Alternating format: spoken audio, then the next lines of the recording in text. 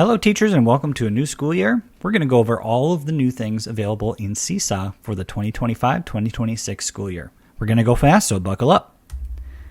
The first thing you'll notice when you sign in is a new navigation.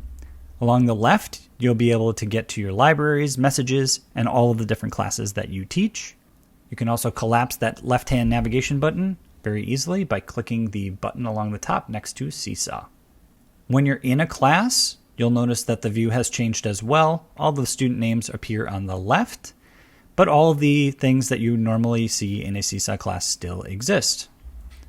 One big change is that they changed the Progress tab to be renamed to Gradebook. So if you ever tag standards, you'll want to look there in order to view their progress on those standards. The student view, of course, has changed a little bit as well. So if we take a look at that, you'll see that they have the same ability to collapse that navigation on the left, and that will also make it easier for them to switch between any of the classes that they are enrolled in.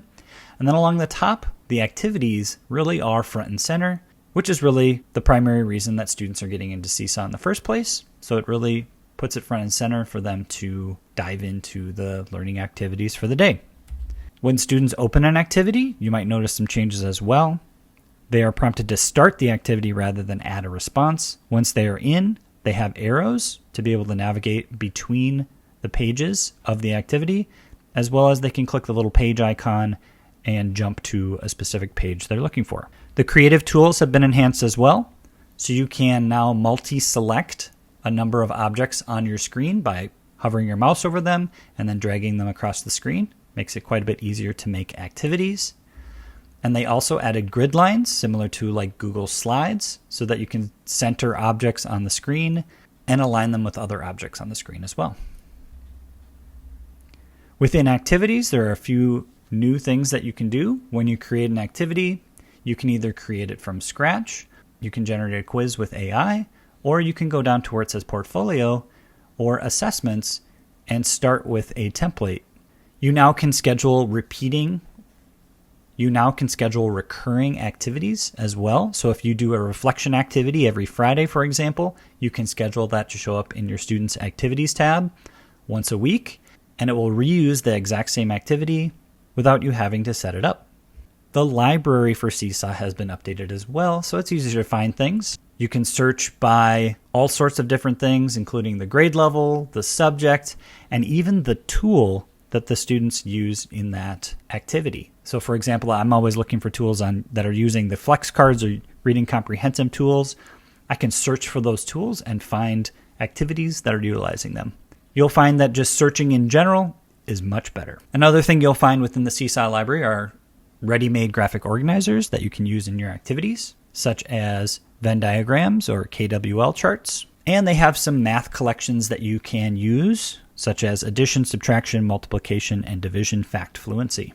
The Seesaw platform can also be converted into other languages. For example, it can be read in Spanish, Portuguese, or French. That actually changes all of the buttons in Seesaw to that language, and more languages are coming as well. The premium instructional tools are not new to Shakopee, but we did have them last year, and I think many of you will find them to be really fun and interactive ways for students to show their learning. The first one is the Flex Card tool, which allows you to create kind of a flashcard type tool where students can either look at images or text and switch between them in an engaging and interactive way. These can be used to reinforce math facts, vocabulary, phonics, etc. We also have the Read With Me tool. It allows you to upload a reading and then read it aloud, and it will highlight the words as you read them. Focus mode was probably the most used feature by our teachers last year. It allows you to customize which tools students have per each page in the activity. This helps students stay focused as they only have the tools that they need to complete that activity. The Reading Fluency Assessment tool has also been improved. They now have different color codes for their percentage of correct words and responses. There's also a common error section so that the teacher can at a glance see what words students are struggling with across their class. Teachers can now edit the transcript as well that students create as they are reading. Teachers can mark substitutions or omissions as correct. They can remove insertions or change the words that the AI tool accidentally marked correct as incorrect. A collection of leveled passages have been added to the Seesaw library, making it easier to find and assign texts aligned to your students' reading levels.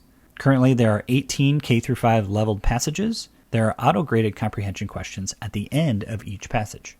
AI is, of course, the buzzword of the year, and there are a few AI features that are already available in Seesaw. For example, the AI question assistant you can use to create quizzes.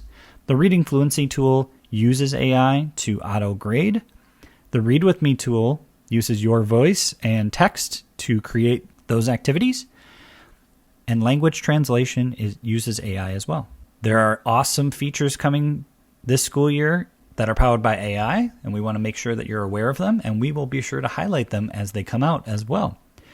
There is going to be an activity assistant, which allows you to upload an existing file and have it automatically create an activity for you. For example, you might have a PDF of a worksheet. You can upload it, and it will automatically create activities based on what it thinks you want it to look like. You could also, for example, download a Google slideshow and import that directly in, and it will create the activity as well. There will also be a translation feature for activities, so you can create activities entirely in a different language. And then there will be some AI lessons available in the Seesaw library coming soon. If you're looking to learn more, you can, of course, always reach out to the BLCs or go to seesaw.com/teacher-resources. Thanks for watching.